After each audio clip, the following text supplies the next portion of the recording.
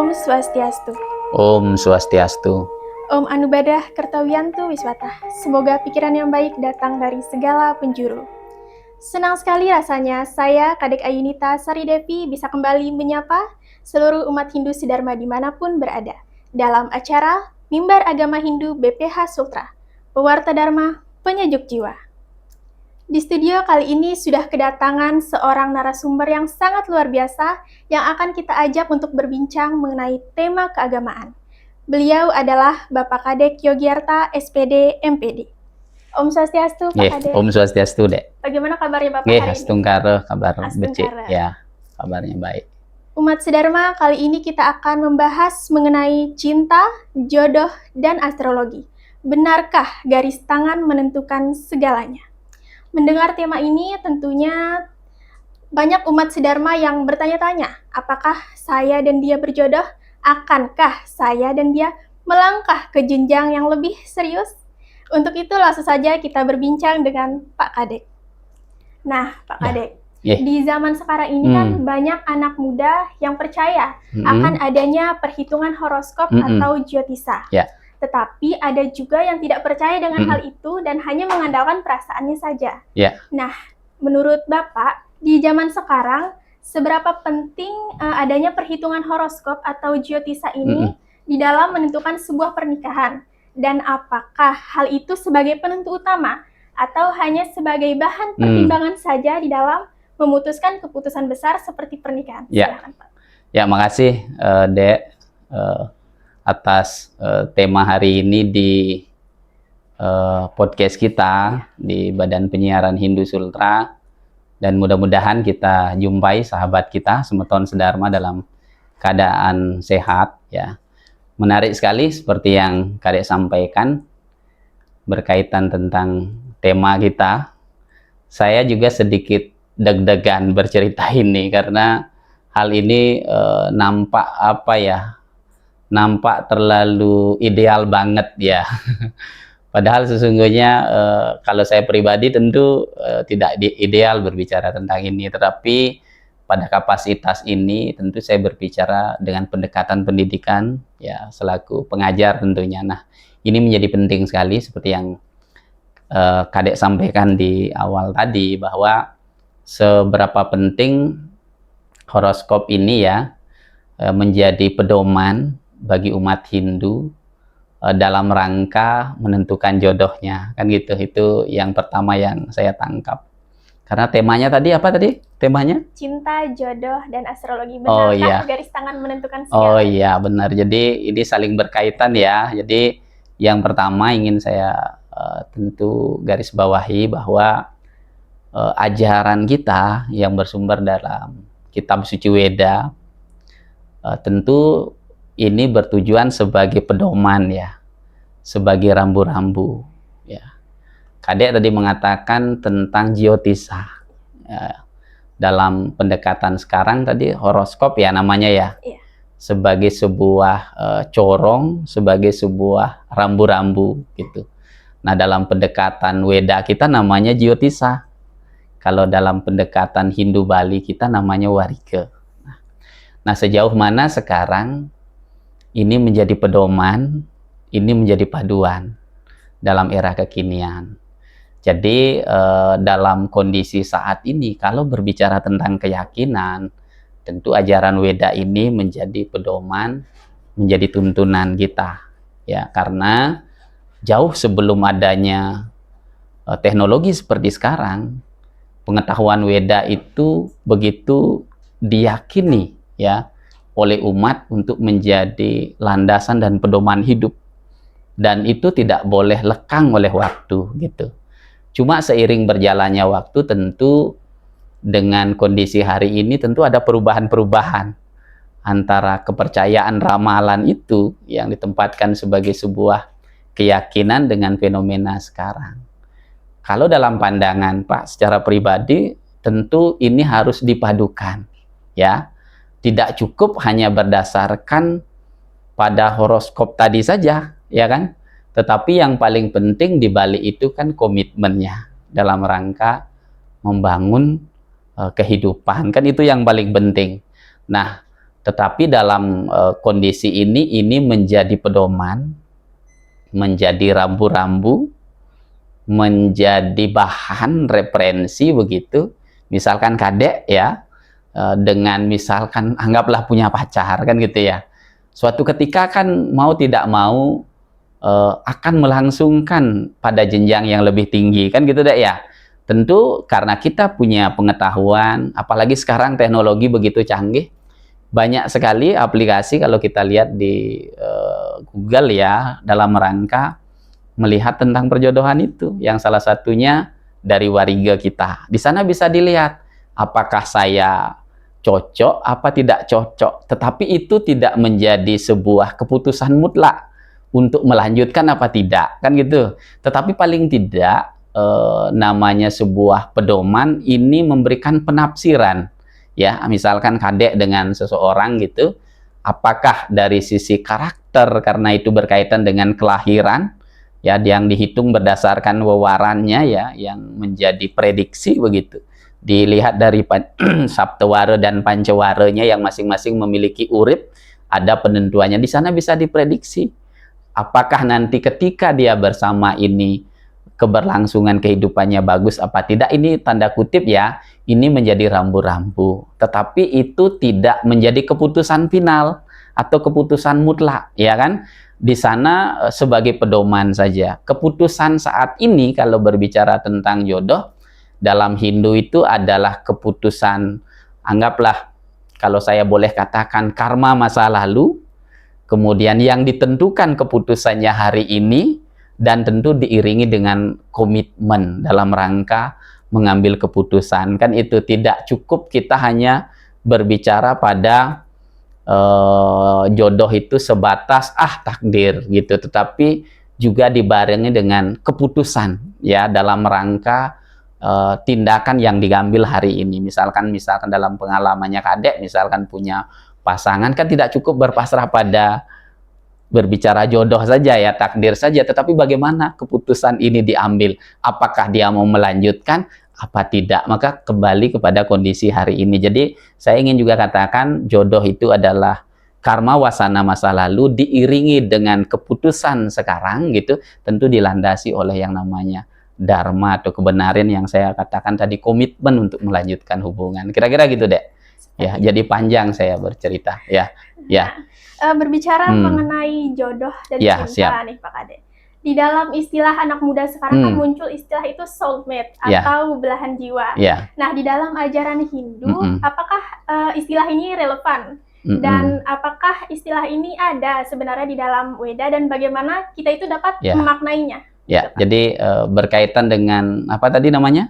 Soulmate, belahan jiwa. Soulmate ya, belahan jiwa, istilah anak muda sekarang. Jadi kalau dalam pendekatan ajaran Hindu ini berkaitan dengan karma wasana, saya yakini, karena memang tidak saja dalam hubungan lawan jenis ya, hubungan perkawanan ya, pertemuan dengan sahabat itu juga saya memandang ada hubungan dengan masa lalu. Saya punya pengalaman misalkan ketemu dengan seseorang gitu, dalam suatu momen tertentu kok nampak saya akrab, nampak saya nyambung gitu ya. Jadi setelah saya renung-renungkan, ini adalah bagian dari perjalanan masa lalu, karma wasana. Ada juga sebaliknya, kita bertemu dengan seseorang yang mungkin saja tidak pernah kita lihat, kok kita tidak nyaman, kita merasa berjarak, mungkin merasa dalam saya ini kan pokoknya tidak merasa kondisi kita bertemu tadi, seperti bahasa soulmate tadi gitu ya, penyatuan belahan jiwa gitu ya, diistilahkan anak muda gitu ya. Jadi saya memandang ini juga ada hubungannya dengan karma wasana. Nah, seperti pertanyaannya kadek tadi, apakah di Hindu ada istilah yang relevan? Kalau saya pandang ini bagian dari karma wasana, termasuk pertemuan tadi. Jadi hubungan, memiliki kedekatan dengan seseorang gitu. Tetapi kan itu dipupuk ya. Jadi kalau misalkan dalam hal-hal tertentu baru bertemu menjadi dekat, nah itu memiliki hubungan yang boleh saya katakan karma wasana. Kemudian itu dalam rangka menguatkan kan perlu juga ada hubungan yang dibangun dengan begitu saling melengkapi. Kira-kira gitu deh. Jadi saya maknai itu bagian dari karma wasana, karena kita kan di Hindu itu mengenal yang namanya karma pahala, kira-kira gitu ya Dek ya. Menarik sekali Pak Adek. Jadi Ya. dari penjelasan Bapak tadi, berarti soulmate atau belahan jiwa ini bukan hanya tentang sekedar cinta Iya, bukan tetapi, sekedar dalam hubungannya dengan lawan jenis. tapi juga tentang ikatan karma. Iya, ikatan karma masa lalu yang kita bawa sampai sekarang, kira-kira gitu ya. Nah, baik Pak Kadek, jadi selanjutnya nih, kalau berbicara mengenai cinta, kan ada masanya cinta itu tentunya mendatangkan kebahagiaan. Tetapi ada juga fase di mana cinta mendatangkan sakit hati atau yang biasa disebut dengan broken heart. Nah, di dalam ajaran agama Hindu, bagaimana caranya agar kita menyikapi rasa sakit hati ini agar tentunya kita itu tidak berjalan menyimpang dari ajaran Dharma? Jadi dalam kehidupan ini yang saya alami Dek ya, di balik cinta itu ya, keterikatan itu pasti ada derita. Kan gitu. Itu dua hal yang tidak bisa dipisahkan hukum dunia ini gitu.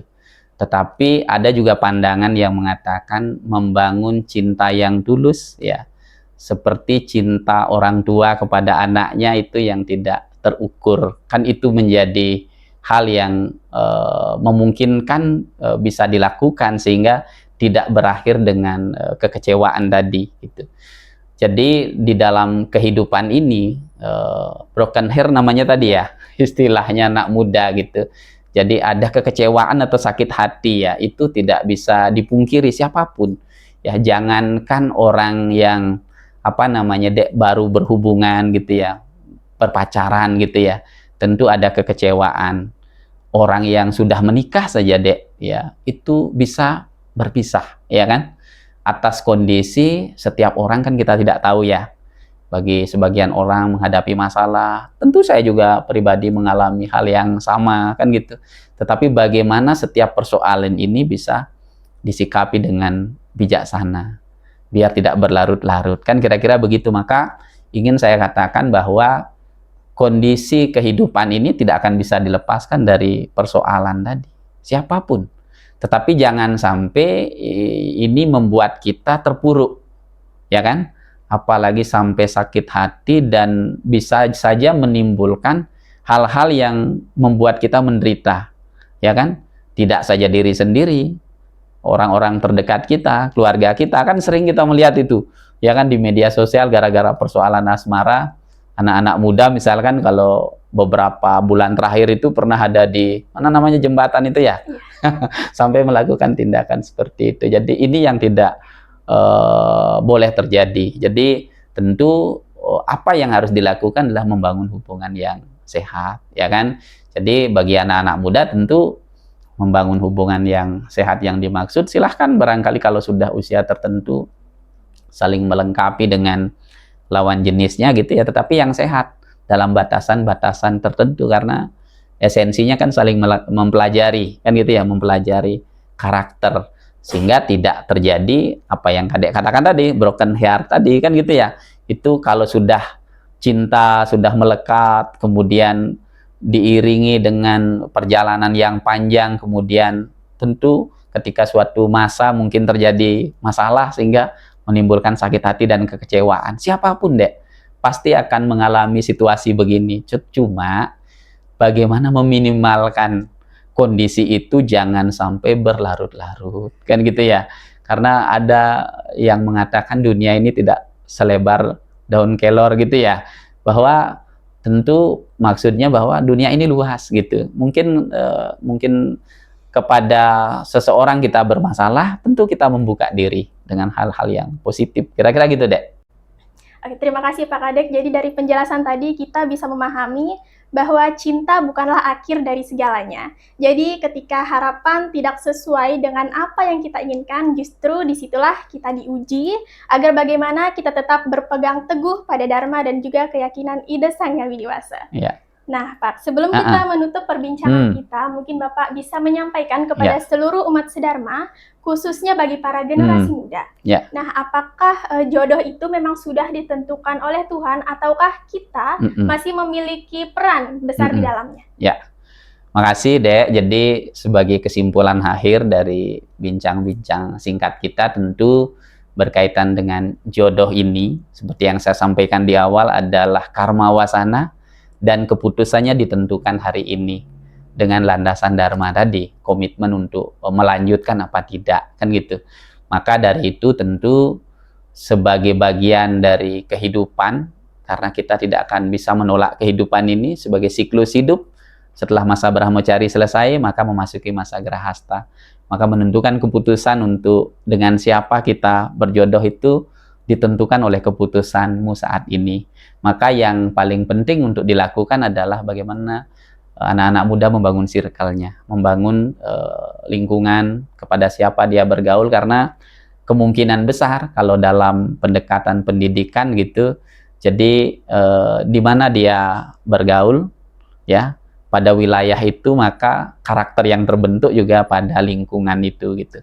Jadi maka hubungannya dengan apa yang Kadek sampaikan, maka anak-anak muda juga lingkungannya, keputusannya tentunya ada pada lingkungan itu ya. Maksud saya, walaupun sekarang dunia juga tidak dibatasi oleh tempat gitu ya, karena adanya media sosial, tetapi paling tidak ketika dalam lingkungan yang bagus, maka pertemuan terhadap jodoh yang baik tentu dimungkinkan untuk didapatkan. Saya kira itu menjadi dambaan bagi setiap pribadi dan setiap individu dalam mengambil keputusan dalam cita-citanya dalam berjodoh itu tadi, Dek. Kira-kira gitu ya putusan ininya. Seperti itu ya, Pak. Ya.